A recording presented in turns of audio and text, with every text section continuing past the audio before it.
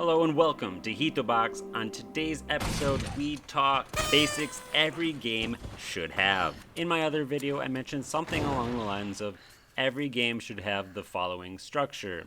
That game I referenced was Resident Evil 2 Remake. Let's take a look at all 6 things that every game should be required to have.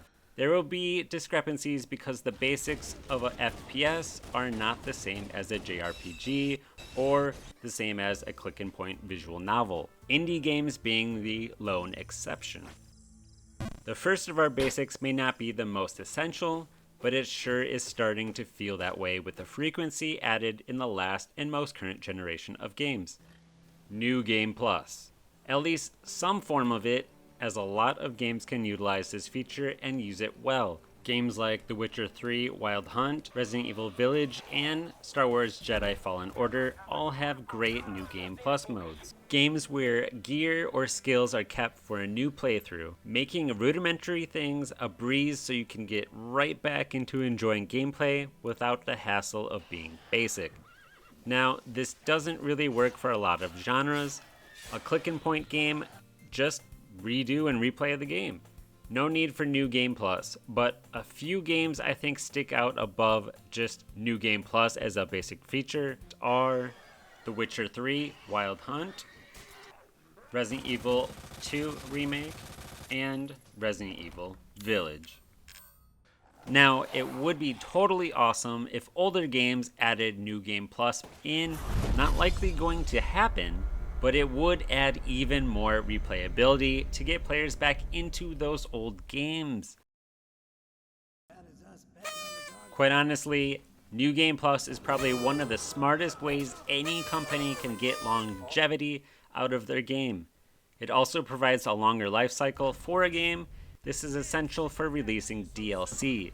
Having your game still matter unless your DLC takes a year or more to release, then it's actually already too late. But having that DLC adds a ton of relevance to your game for a very long time. That means more sales. That's great for business. Next on our list, menu setting. Now there's right off the bat obvious differences in expectations for Xbox, PlayStation, Nintendo, and PC. But all of these still have a base foundation, with PC having a slightly larger and necessary foundation.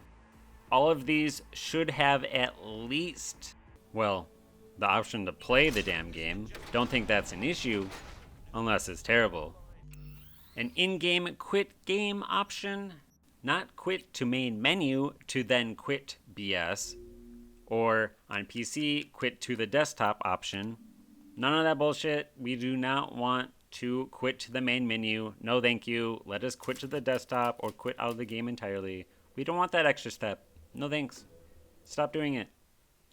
Sound levels for background music, sound effects, and a voice or narration for the game. All 3 of those should have a slider or something to that nature. Controller options. If not allowed to remap the buttons, at least a few options that are logical to choose from. Remapping keyboard on PC should be mandatory. I've weirdly adopted over time to just enjoy crouching as the shift key and run as the control key. I always change this until I come across some game that refuses to allow me to. Alt is walk for me. You just tend to crouch more in a lot of games than run and definitely walk. Lots of games have one speed, so crouching is just more frequent. That's why I use a larger button that's quicker to access in finger to button distance ratio. But every game that has controller options should at least have roughly 3 options to choose from for their configurations. Not everybody loves the standard version of that. Sometimes you need to switch things a little bit around. At least if you give us options, there's something we can find there that's a little bit better. It may not be perfect. So this next one is you're in or you're out on it. You are one or the other. You either wipe standing up or sitting down. You are one or the other. This is just like that. Pooing. It is inverting the X or Y axis. Some people, when they look up, like to move the thumbstick up. And then some people like the opposite, where you invert, flicking up on the controller and you're looking down. I don't know, I'm a look up with the up guy, not the inverted guy. A bonus, not necessarily required, but definitely appreciated, is a leaderboard option. Now, this is a cool but unnecessary thing, but it would be nice to be able to see like times for speedrunners in the game, updated live, maybe top players, the quickest to 100% the game. I don't know, cool stuff like that. But that is entirely optional, not a requirement, just something I'm throwing out there. Next on our list are unlockables. Yes, this should be required absolutely. Every game should have unlockables of some form and variety. Now, this might be a bit up in the air, but it really boosts a game's replayability to have unlockables. It can be anything from concept art for the game, character models, stuff that probably already exists in a game's development. Shouldn't be hard to toss in some JPEG images into any game ever. So all I'm asking is just do it.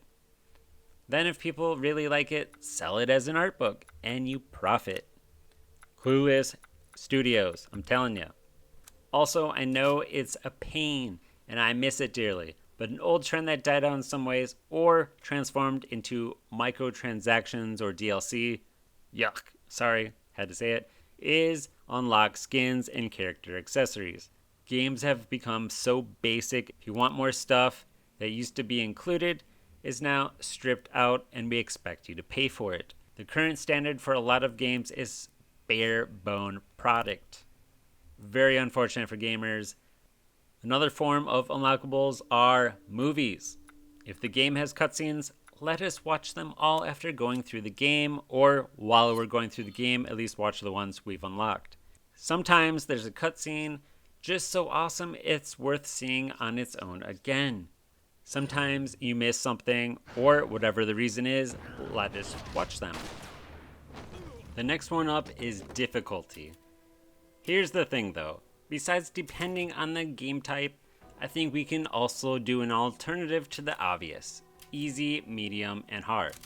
Some games have already done this, but a normal gameplay version or a story mode. I'd say that a lot of gamers stressed on time, or parents, or just want to see the story and have a bit of gameplay in between, which is good and dandy for them. There's still the normal iteration for those who do not care about that and just care about the gameplay, or both. It doesn't hinder either party or preference in any way, having those be present. At the end of the day, every game should have the basics, and if easy mode is akin to the game's version of a story mode, that works too.